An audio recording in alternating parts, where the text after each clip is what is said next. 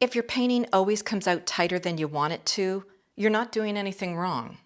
Loose painting is not a talent, it's a practice, and you can practice on whatever is sitting closest to you. Pull up a chair, we're just putting marks down and playing because that's how you find what you like. Before any paint, I'm going to draw this plant. It's just a fake plant that is a prop in my studio. After I'm finished drawing, I will add some Kuretake Gansai Tambi watercolor, and for a final mark making on the top, I will add some of my favorite Neocolor II wax pastels that are water soluble. And the trick is I'm going to start with black ink, a black ink pen, and this way I can't fuss with it. The line that goes down is the line that's going to stay.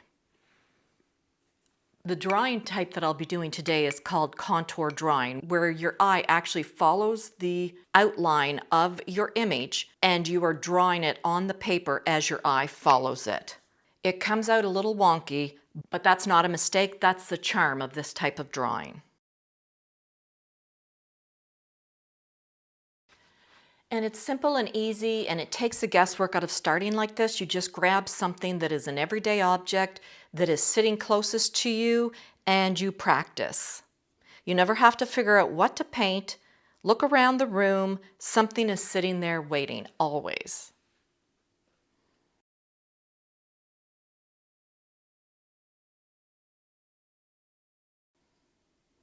You might have to, oh, I guess my pen's skipping. I'll go back over that. You might have to look up to reposition your pen.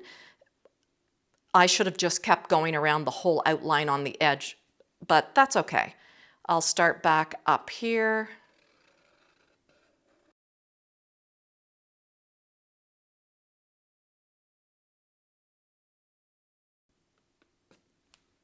Okay, so as you can see, that is not even close to being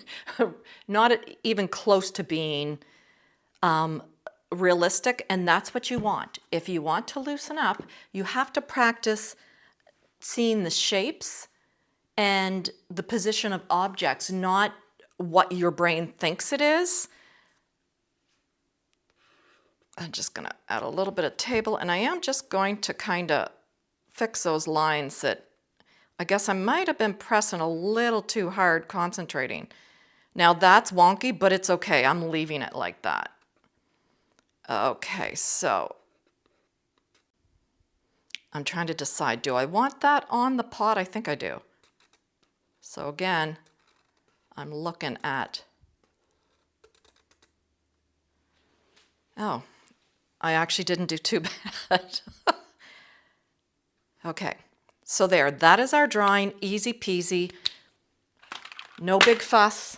I'm going to grab my Kuretake Gansai Tambi watercolors, and we are just going to fill in some of the shapes. I'm not worried about being precise, and I'm not worried about staying in the lines, so I'm just going to grab maybe a big loose brush.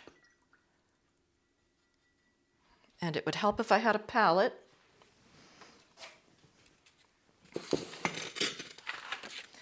And you can use whatever colors you want. You can go by the thing or whatever. It does not matter.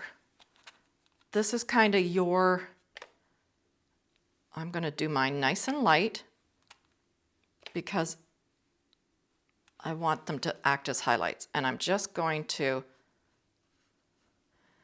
again, not too worried. I'm just holding the tip of my brush, and I am just maybe add some splashes. I think I will maybe do the the stems. Okay, so while that is drying, I will move on to the pot color, which I want to be fairly light as well. And as you can see, I'm not making my pot brown. I want a little bit of color. And do not switch to a smaller brush. You should be using a brush bigger than you think you need. If you look, My brush is very big. It's squirrel, it holds a lot of water, and it holds a lot of paint. I'll link all of the materials I've used below in the description. Just be aware that if you buy from my links, they're affiliate links, so I could receive a small commission from anything that's purchased. That doesn't affect your pricing though. It doesn't add anything. It just helps the channel out a bit. All right, so let's get that dark in. Okay, that's nice.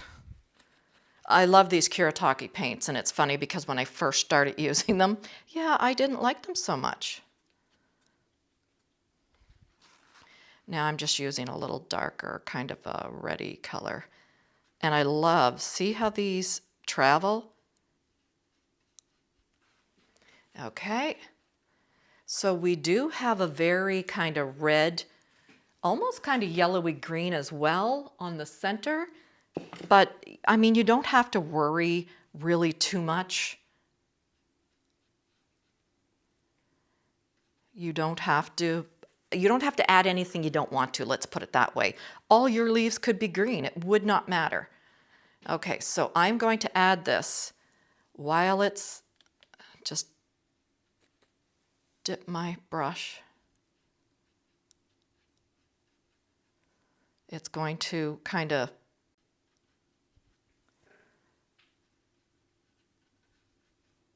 because green and red are complements and they dull each other down. But that's okay. I really like that. Okay, so we're gonna let that dry. Oh, you know what? Let's just do something really quick on the bottom, like as the table base. Just something really, just a hint of color. And you don't have to. You didn't even have to draw a table if you didn't want to. It really doesn't matter. This is just practice. Practice loosening up. Practice getting used to making ugly art, and the uglier, the better. Okay, so we're gonna have to let that dry and go away, and then we'll come back and we'll do our mark making on top. Okay, so we're nice and dry, and now we're going to move on to the play part, where we put our Neocolor II Wax Pastels, and they're water soluble, over top of the watercolor. Now, you can do however much you like. You don't have to do a whole lot. You can have a little tester if you want to see the color. That's actually a pretty good color. And then I'm just going to look, again, holding it at the end. I'm going to look and just see some of the pattern. And this is the fun part where you can just kind of, we can do something like this. And then we can take a brush, any brush, doesn't matter, add some water. And this is the nice part about look at the Neocolor IIs. They dissolve effortlessly in water. And I'm not going to fully dissolve them because I like the lines. You don't have to actually even pull out. You can just put a little water on it. You can also use them on wet paper, or you can wet the crayon. So if I dip my crayon in water, just dip the end in like that. See, it's wet. And then you can, look at that. It's almost like painting with a crayon. Now I'm going to put a little darker in this while it's still wet.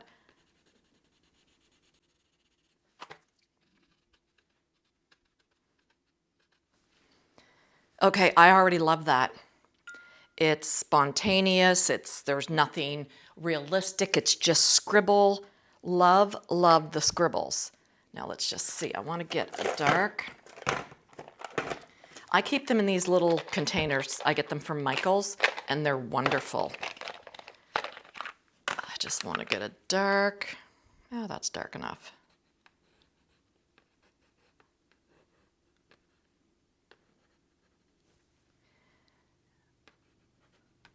There we go.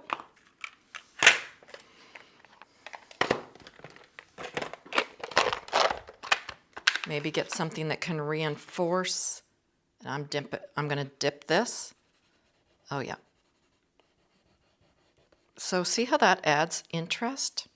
And if you really look on this little container, it's actually got a leaf vein in it. You don't have to put that in. You can. It doesn't matter. It's all up to you. I'm going to find a darker that'll go with that. Oh, that's nice. Okay. So I'm going to just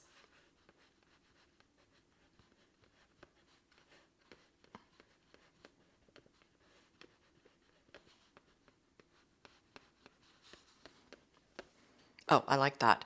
And then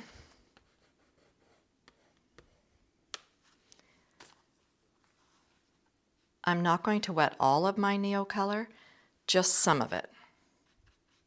And then I'm just taking some off of this. I'm not even adding more. I'm kind of using it as paint. Okay. And you can do whatever you want. You can come back in. You could even take some ink lines down to, you know, bring the veining up or whatever you like. I'm looking for a nice rich, yep, that'll do.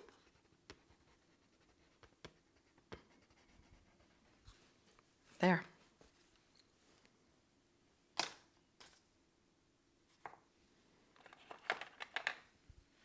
Oh, oh, okay, oh, there it is there. I was gonna say, I just had the other piece of that. And I think I would like just a dark under here to just kind of ground it.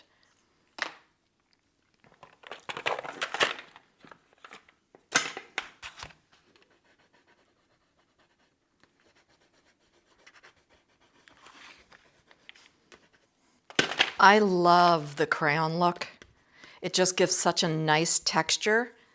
Okay, I think I want to put a little bit of variance in the leaves. Now this is up to you what color you use. I want to use a nice bright color on the ones that might be getting some light. Okay, and then let's find a nice muted, maybe for the one underneath.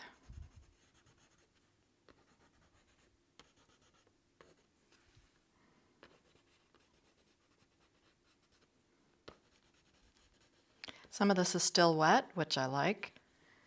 So it's as easy as that. Do you see how when I first started doing these, I would look at those and say, oh my God, that's awful. And now I look at it and say, oh my goodness, that's good, but if I could just get a little more expressive. So yeah, I'm training myself to loosen up and enjoy the process. And it is, it's such a wonderful, joyful process. I love it. And these Kuretake watercolor paints, I absolutely love. And I actually did a loose landscape with the Art Nouveau set. And if you'd like to see that, you can watch it right here. I'll see you over there.